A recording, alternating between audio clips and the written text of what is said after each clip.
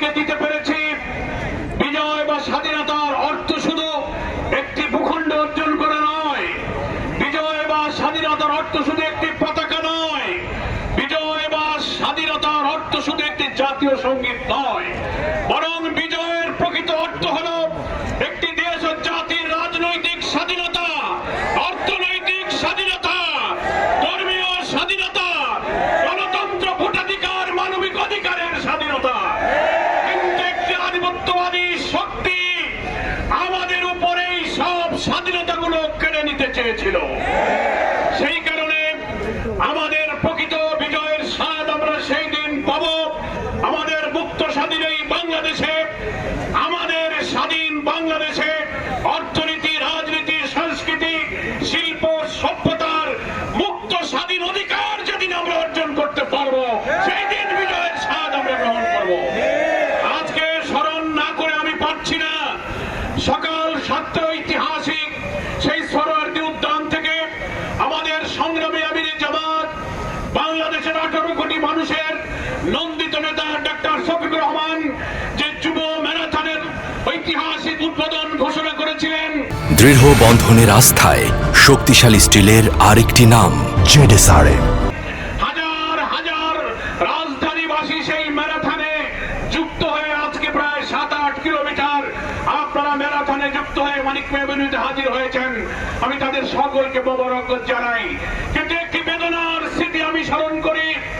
এই ঐতিহাসিক সোহরাওয়ার্দী উদ্যান হচ্ছে সেই ঐতিহাসিক স্মৃতি বিজড়িত উদ্যান যেখানে 16ই ডিসেম্বর পাকিস্তানি সেনাবাহিনী ওই সোহরাওয়ার্দী উদ্যানে আত্মসমর্পণ করে তাদের অত্যাচার, নির্যাতনের স্বীকৃতি দিয়ে বাংলাদেশের মানুষের কাছে ভোরের স্বীকৃতি দিয়ে আত্মসমর্পণ করেছিল।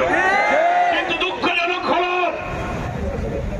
দিল্লির আধিপত্যবাদী ষড়যন্ত্রের কারণে এই স্বাধীনতা যে বাঙালির স্বাধীনতা নয়, এই স্বাধীনতা যে আমাদেরকে তারা দেয় নাই, তার প্রমাণ সেই দিন প্রথম দিনে বিজয়ের দিনে দিয়েছে। সেটা হলো জেনারেল নিয়াজির আত্মসমর্পণ করার কথা ছিল মুক্তিযুদ্ধের সর্বাধিনায়ক এমএজি উসমানীর কাছেই আত্মসমর্পণ করার ছিল। কিন্তু আত্মসমর্পণ অনুষ্ঠানে মুক্তিযুদ্ধের সর্বাধিনায়ক জেনারেল উসমানী কেন অনুপস্থিত ছিল? সেখানে জগজিৎ সিং অরোরার কাছে নিয়াজিকে আত্মসমর্পণ করতে হয়েছিল।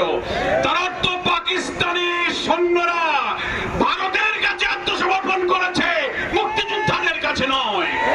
আমি মনে করি ওই আত্মসমর্পণ অনুষ্ঠানে মুক্তিযুদ্ধের সর্বাধিনায়ককে অনুপস্থিত রেখে বীর মুক্তিযোদ্ধাদেরকে অপমান করা হয়েছে।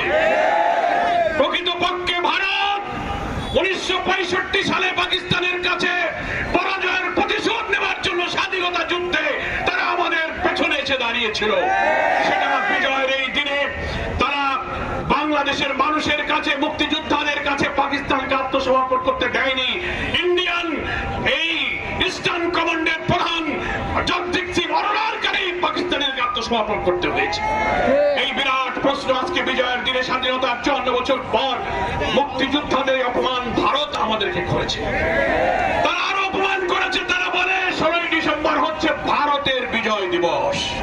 তারা ওখানে 16ই ডিসেম্বরকে তারা বিজয় দিবস পালন করে।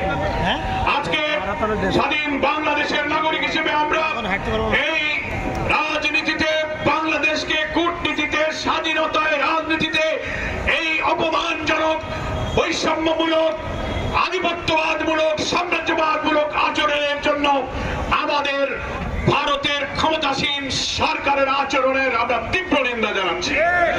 বাংলাদেশের বীর মুক্তিযোদ্ধা যারা 71-এ 9 মাস বাংলাদেশের রণাঙ্গনে মুক্তির লড়াই যারা জীবন দিয়েছিলেন, সংগ্রাম করেছিলেন, আহত হয়েছিলেন, আজও যারা বেঁচে থেকে স্বাধীনতার এই গর্বিত অঙ্গীকার এবং সুফল নিয়ে বেঁচে আছেন, বাংলাদেশ জামাত ইসলামীর পক্ষ থেকে আমি তাদেরকে আন্তরিক অভিনন্দন, শুভেচ্ছা জানাই। যারা বিদায় নিয়েছেন, আল্লাহ তাআলা তাদেরকে শাহাদাতের মর্যাদা দান করুন।